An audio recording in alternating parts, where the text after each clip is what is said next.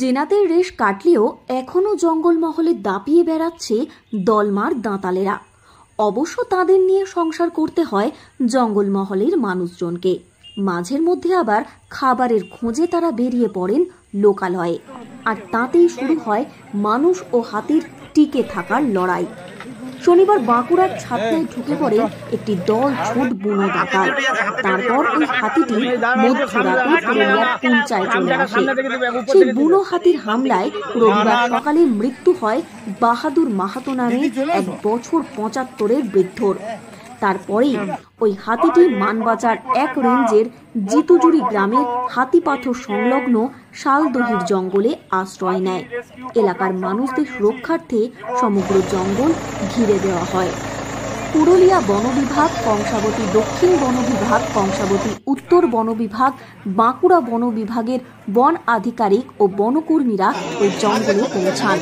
বিকেলের পর একাধিক কুইক রেসপন্স টিম ও যৌথ বন পরিচালন সমিতির সদস্যরাও সেই এলাকায় যান।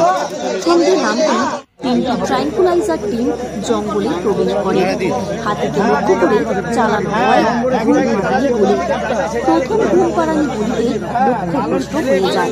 অবশেষে দ্বিতীয় ঘুমপাড়ানি গুলিতে কাবু হয় ওই বুনো দাঁতাল।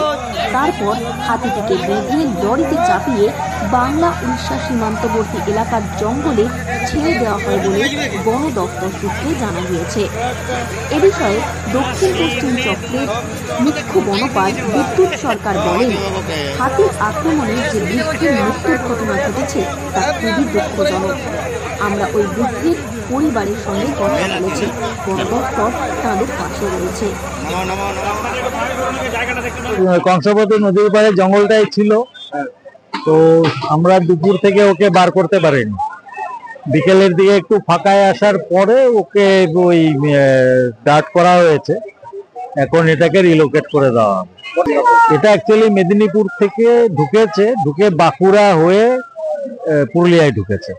ওটা দুঃখজনক। এখন ভোরবেলায় উনি বাইরে ছিলেন এবং একা ছিলেন, দেখতে পারেননি, তো ন্যাচারালি হাতির সামনে পড়ে গেছেন।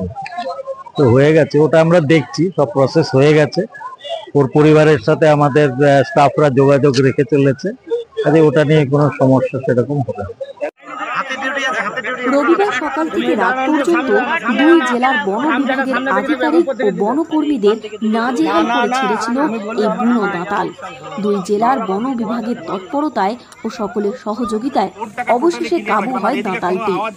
বন দপ্তরের থেকে পাওয়া তথ্য অনুযায়ী বাগমুন্ডির মাঠা রেঞ্জের বারেরিয়া একরা মৌজায় 17টি হাতির অবস্থান রয়েছে। চিন্তুপুর মৌজায় 1টি ও ঝাড়খণ্ড সীমানায় 1টি হাতির অবস্থান রয়েছে। অর্থাৎ জেলায় মোট হাতির সংখ্যা 19টি। পুরুলিয়া থেকে শর্মিষ্ঠা ব্যানার্জির রিপোর্ট, লোকাল 18 বাংলা।